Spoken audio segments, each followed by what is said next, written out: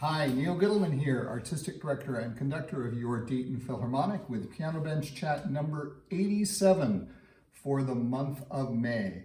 And yes, that's maybe a little bit different style of music than I usually play on the Piano Bench Chats, but you know, what we do at the Dayton Philharmonic and what I do involves all kinds of music. Last month I was talking to, I think, about opera and ballet, Wagner and Peter Pan.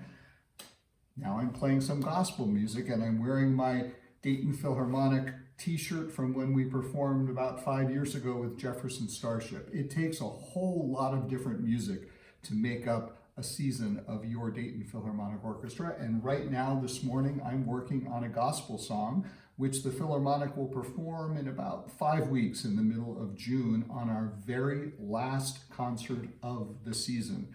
We are in the home stretch. Most people would think, oh, the season's kind of winding down.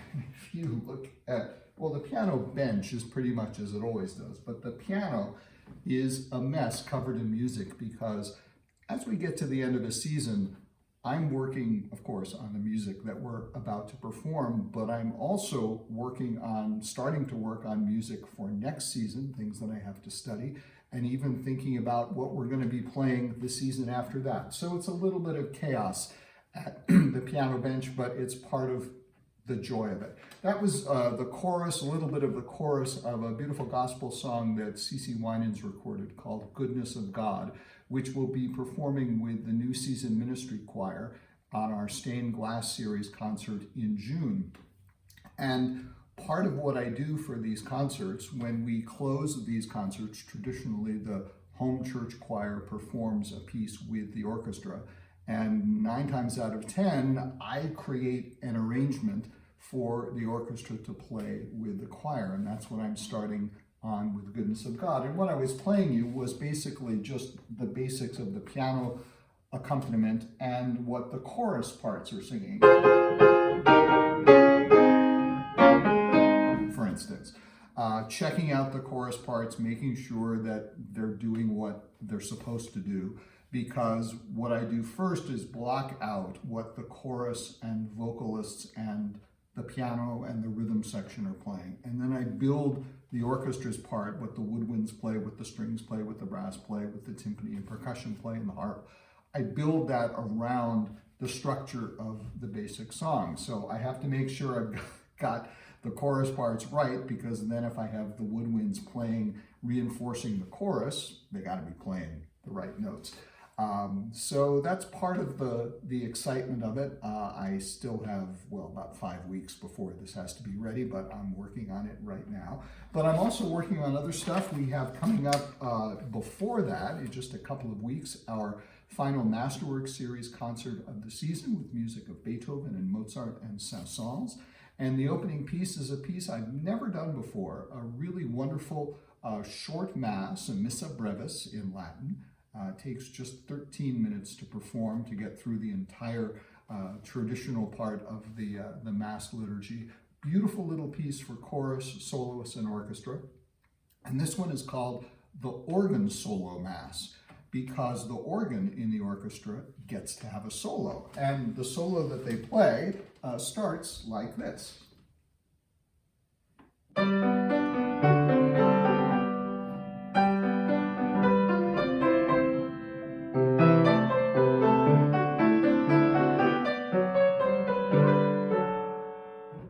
It's a really nice little tune. It happens in just one short movement of this short mass. And the organ gets to shine for about a minute and a half. The rest of the time, the organ plays just very basic stuff, basically supporting the rest of the ensemble and playing the basic chords, kind of not unlike what I was doing in the gospel song, when I was playing just the...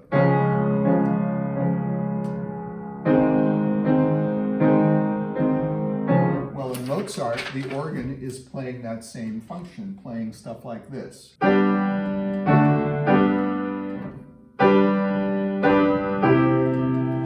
Pause for a page turn.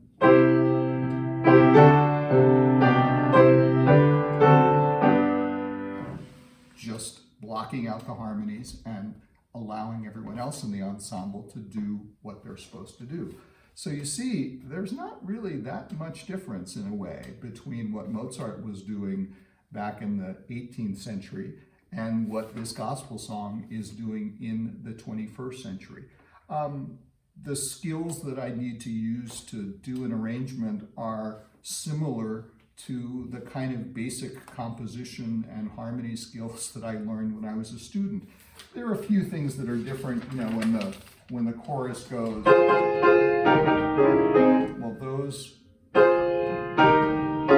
that's the kind of stuff I wouldn't have been allowed to write in my harmony exercises when I was a student, because it's parallel chords, which is not part of old-fashioned Western classical music.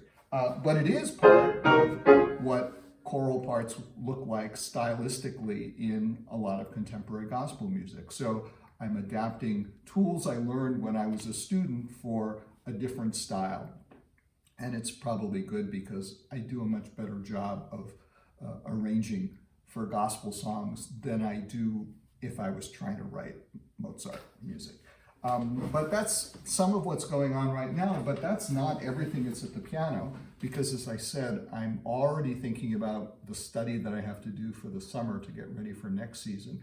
And that will be focused on 4 really big things, 3 of which are new for me, and they're sitting here at the piano to remind me I need to be working on them. One of them is Giacomo Puccini's fabulous opera Tosca, which I'll be conducting for Dayton Opera about a little less than a year from now. Then there's another great theatrical piece I'll be doing with Dayton Opera, Sweeney Todd by Stephen Sondheim. And one of the first things I'm going to have to do is get this score fixed up because the pages are coming out of it. But just a fabulous, fabulous piece, and it's on the piano to remind me of what I need to do. And then there are 2 giant things here. Coming up next fall, Austin Jacobs Ballet Dracula will return to Dayton Ballet. This is just one of the 2 volumes of Dracula that await me. It's a lot of music, but I've done it twice before, so that will be not an intense summer study project, but a review project. And then there's the big one, Star Wars Episode 4, our opening Pops concert and family concert of next season.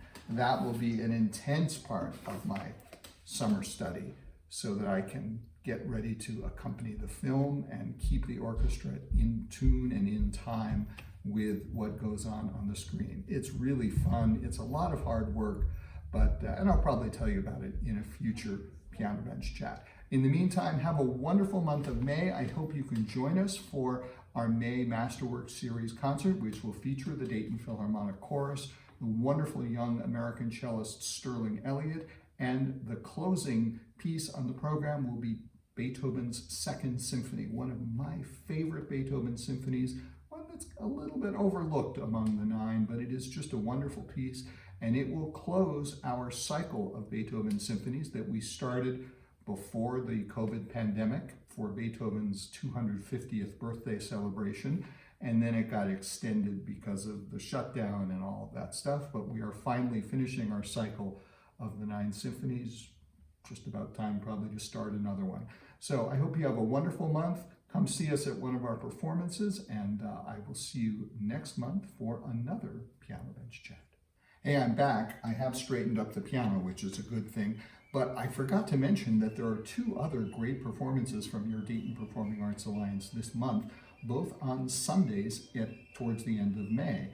On Sunday, May 21st, there'll be a very special celebration of all 3 Dayton Philharmonic Youth Orchestras, the Dayton Philharmonic Youth Orchestra, the Dayton Philharmonic Junior Strings, and the Dayton Philharmonic Youth Strings will all be performing together to celebrate the 85th anniversary of the Youth Orchestra, the 3rd oldest youth orchestra program in the country, started by Paul Kotz all those years ago.